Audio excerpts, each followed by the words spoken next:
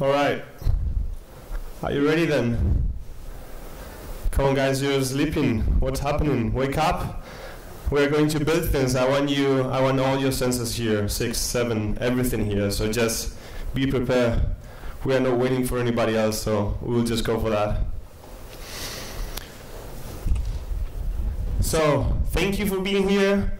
I'm really glad. I know it's pretty late. We are all really tired. So I will modify this a bit to make it a bit more entertaining in some way. And I will approach it from the perspective of my story, which I would love to be for you your story as well, because this will be about building things. If you have ideas, or if you have your own app, if you're working on the side, or if you have already a company, this will be approached from the perspective of low resources environment as well as low time. So regardless of what you do, if you study, or if you work, or if you have free time, you will be able to apply that. So we will take some features from the lean approach, the agile approach, so that we can build things really quickly. Without further ado, we'll go into it. I won't speak about myself because I don't like that, and this is not working. So let's see what's going on with you. It was off, so I'm an awesome engineer. Yeah. So do you guys know here Wunderlist? Does it ring the bell? Maybe. Yeah, I know Anido is closer to here. But yeah, Wunderlist is basically a task manager, and the reason why I mentioned that, it's because so I was working here, not anymore. I was working there, not anymore. But they had a pretty complex infrastructure. I'm speaking about backend. They had a system. So we were serving 8 million users. And that was done with a completely distributed backend, mainly written in Ruby, hosted in AWS and Amazon, and every app, so to say, was in a different module, so that we could do things like what we have done. We had our backend in Ruby, and we realized that it was going pretty slow, so we started to try things like Haskell or Scala, or Go for small parts of the project, and we realized, or we saw that in some ways that was up to 10x faster. That was really nice. So that's one side. 10 engineers for an API, working really hard, like top-notch developers there. A lot of work, a lot of investment in terms of money to serve 8 million users. On the other side, this is the project I'm working on right now. I started doing this on my free time, so that I needed something that was ideally for free and that was easy to build. And I built that with App Engine. Are you familiar with App Engine? Yes. You use it? Do you want to use it? It's really cool for this kind of environment. So it allowed me to do to create an API for that app in around like 1 week.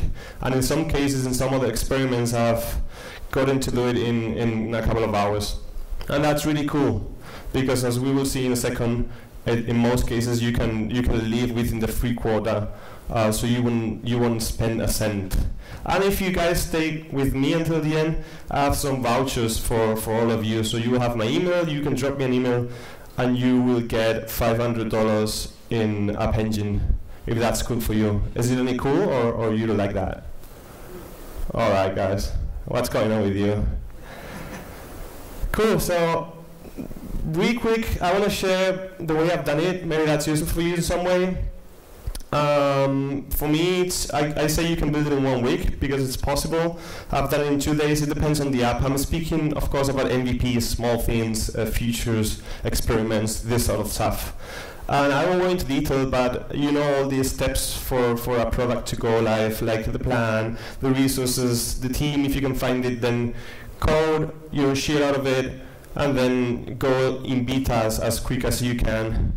And this is the part that I really like, and that is leaving always in beta, which is something that other companies like Google or Facebook do.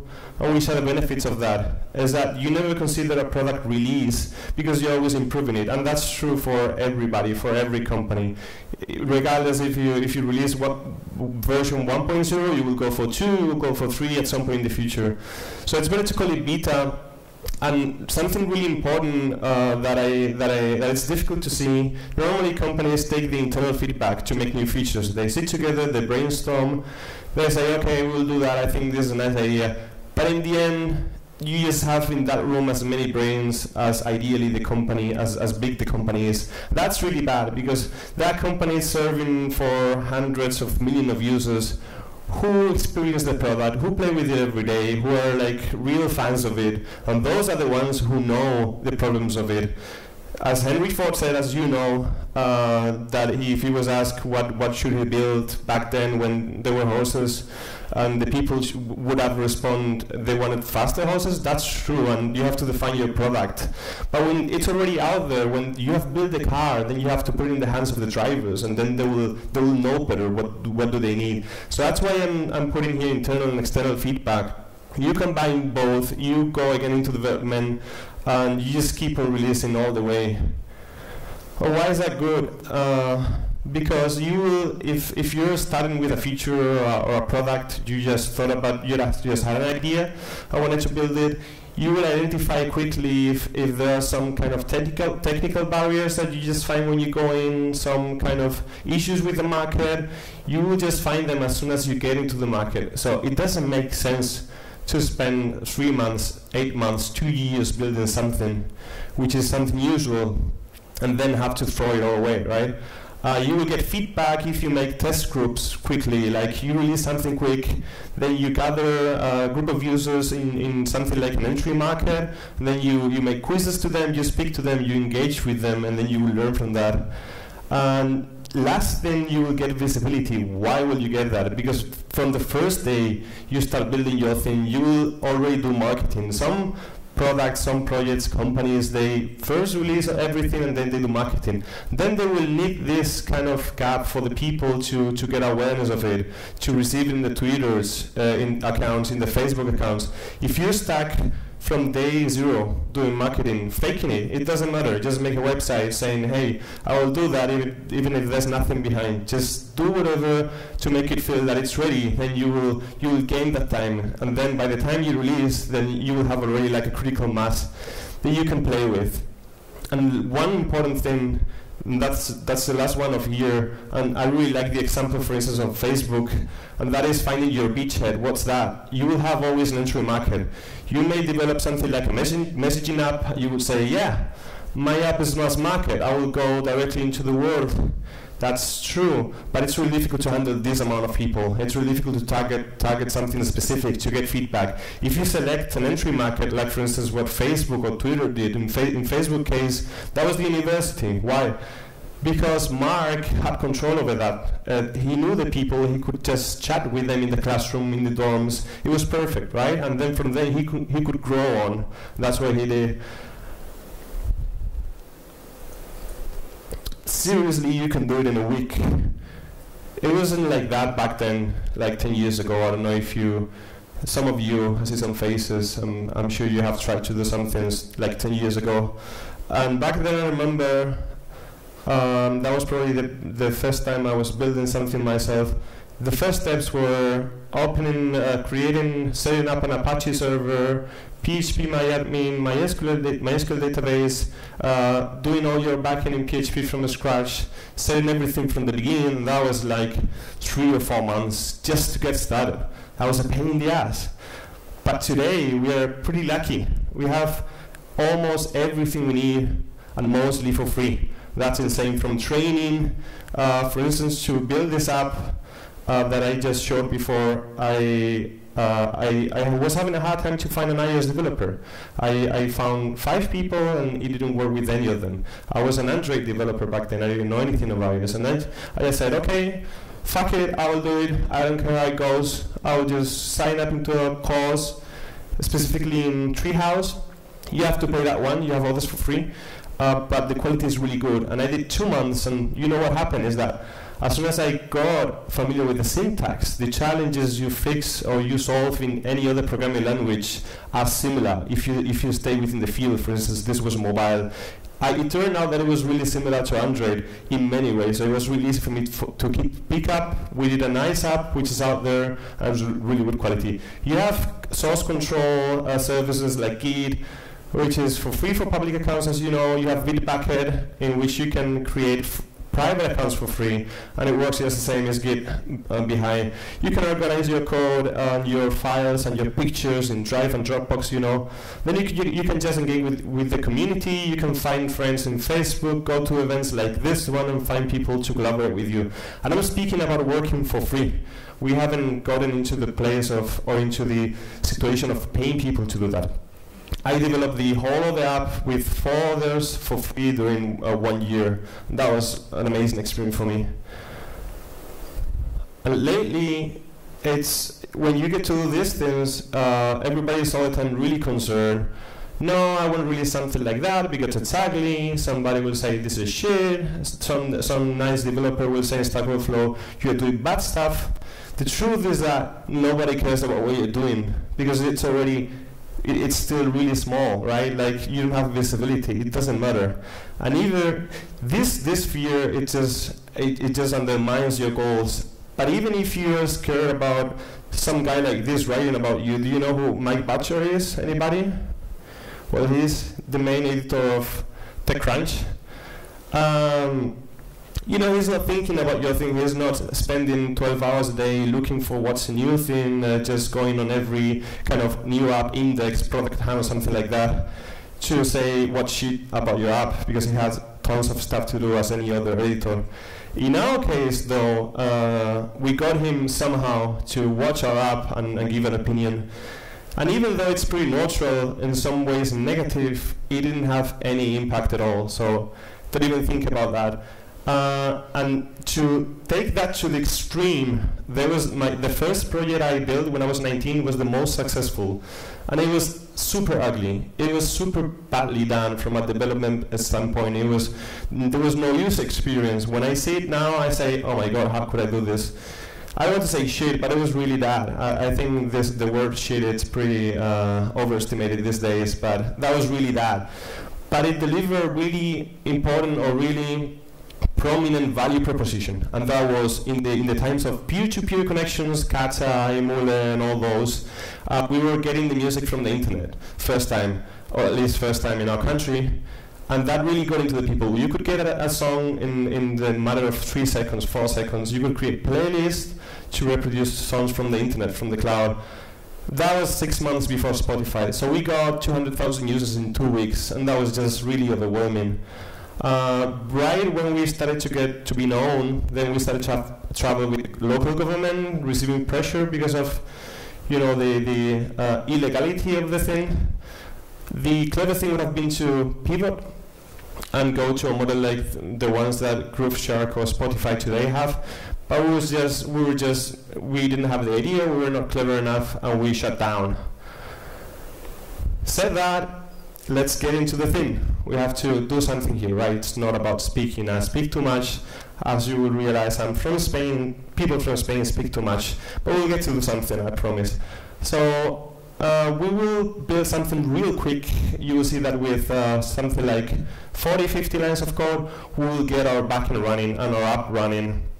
What we will do is we will create an app that will you will be able to add users and retrieve users. That's it. It's really simple, but we're speaking about, you will see in a second, not much. And we will use Google Cloud Platform, specifically Google App Engine. And why is that? Because we will have, you know, that Google App Engine is a platform as a service. There are other options. You don't have to choose that one. You have Parse, you have DigiCloud, you have DigitalOcean. Sorry, not DigiCloud. You have many options. And what are these for? These are services that solve the problems that we have had for many years, right? And we have gone through the same issue over and over again. And these problems are solved. So there are some guys who know a lot about this, about scaling, about servers and all that, giving those services to us, and one of them is Google Cloud Platform. And really briefly, just to explain, if App Engine is the platform as a service, which basically means that everything is managed for you, or mostly everything, you only need to care about your code from the API to your clients. Compute Engine is more like AWS, it's more infrastructure as a service, which means that the only thing that Google takes care in this case is just if there's some failure in the electrical system, in in the cluster of servers. If there is a hard disk failing, there's one guy happily going there, living a good life with a Segway. They change it, they put a new one. If there's a meteor coming or a really nice hurricane, the guy's taking care of that. So Google is taking care of that. On top of that, you have SQL to store things, or data store, which is the one I would recommend. It's a NoSQL storage, and the good thing about it is that it has some limitations, but for good reason. And it has them because the way it's built to scale and to call fast. So these compromises are compromises that you normally have to do as well when you do SQL if you want to scale well, like not doing really long joins or really long ordering queries. That's why if you start from scratch, I will always recommend that you use data store. SQL is, if you have something already set and you want to move it, then it might be a good idea for the beginning. But you have to think that you have to do it yourself, the database part at least. And then you have tons of other services. BigQuery for big data analysis, endpoints, to generate your libraries to clients with the click of a button or with a command in your terminal, and the hell of a lot of another options. And why we will use that, as we said before, because we will need to scale it. If it goes crazy, normally doesn't happen. But if it goes like crazy, you will have all that done for you, like the case of a Snapchat. I know that Google was having a hard time when Snapchat was kicking it, but I don't remember it going down ever. It just scaled to millions. And whatever the case is for you, your project or your app, I think it's really difficult to scale faster than Snapchat, so you should be fine. It's really simple. You have to deal with load balancers, with everything, sharding, everything that we saw before in the MongoDB talk. You have to deal with that because it's awesome, but it's a pain in the ass. You have to agree with me.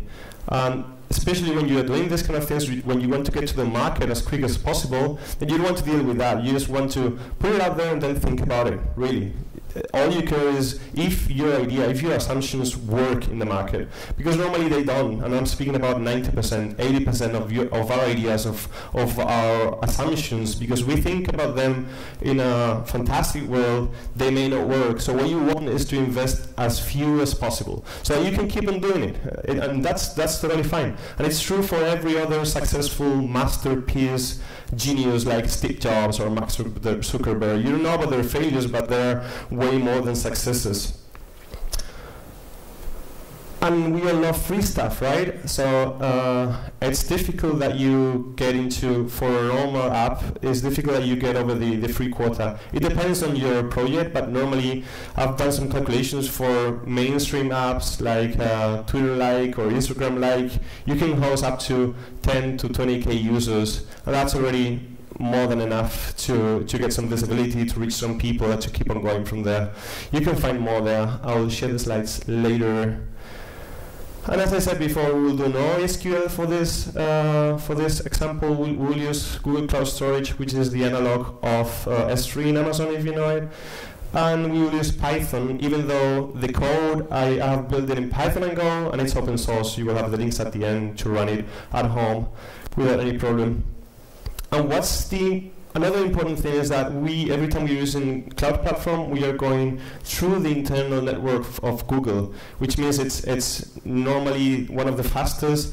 But also, if we need to communicate to another Google API like Translate or Google+, it won't get out to the internet. It will just go through the wires of Google, and it will be faster than normal.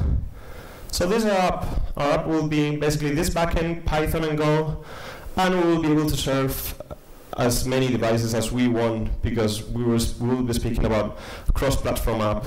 This structure is nothing really important right now. I just did it this way because that's the convenient way, or the convention. Those programming languages, like MVC kind of pattern, but you can structure it the way you want, basically. And getting right into it, you will see that it's just 3 parts we have to take care of.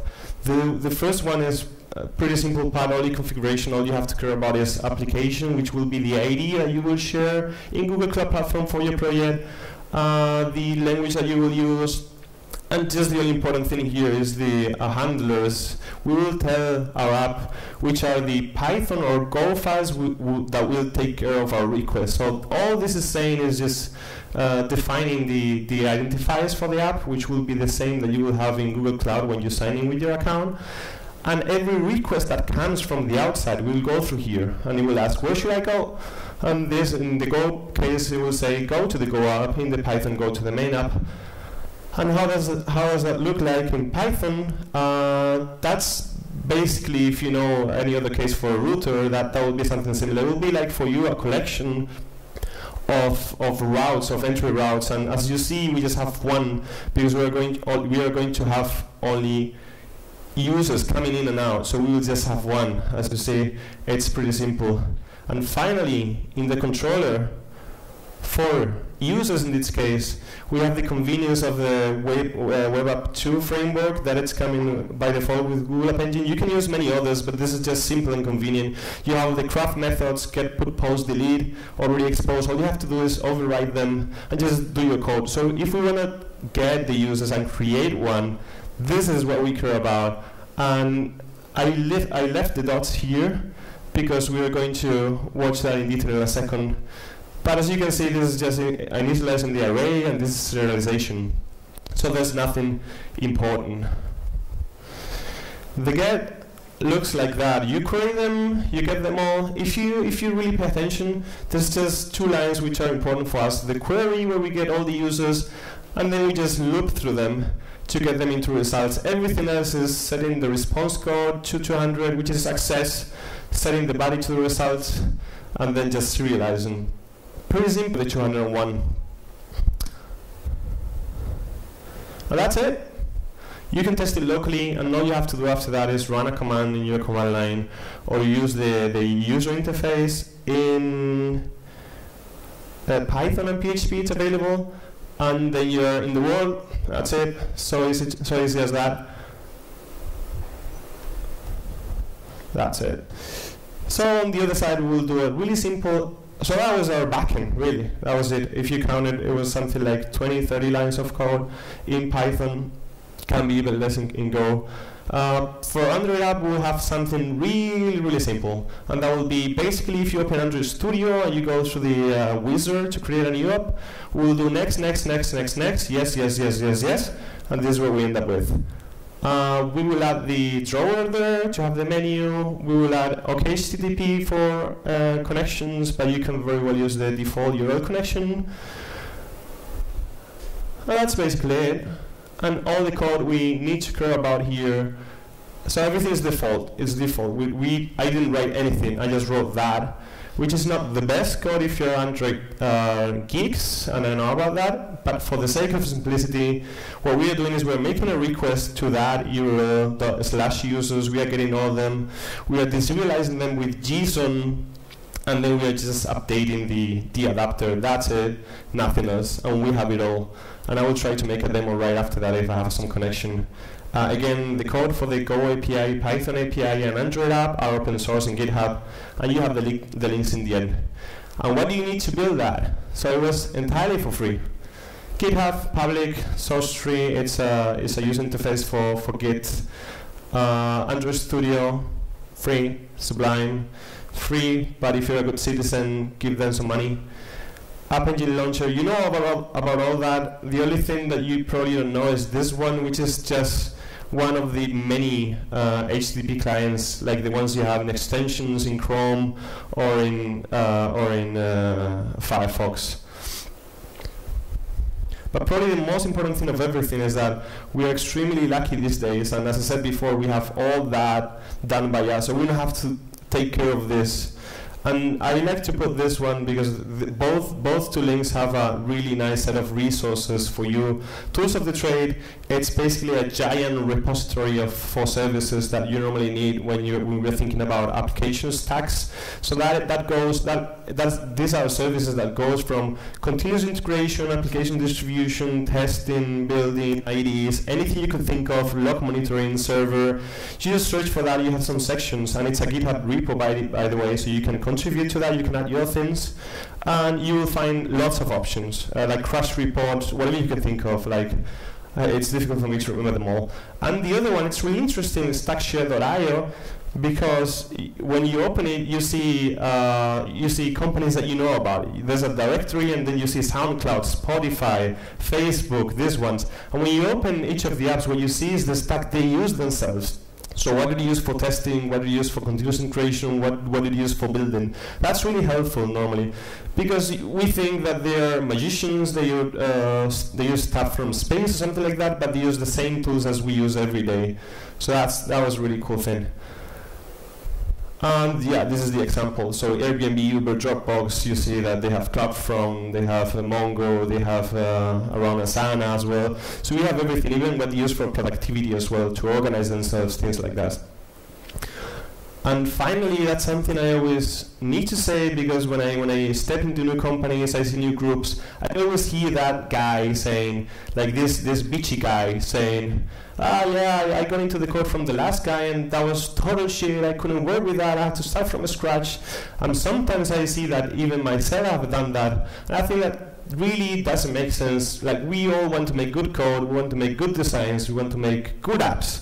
And if we don't do it normally, and think about yourself now, it's because there was another reason. There was your boss putting pressure, you have to meet a deadline, the designer wasn't agreeing with you, and he was putting an iOS design, even though you told him 1,000 times that that was not the way to go. So it's always good to be nice in that sense and say, hey, maybe that guy did it because he had reasons. And then when you get to that kind of mindset, you get two things. First thing is that you maybe get to speak to the guy, and then the guy can explain you, can help you understand the code.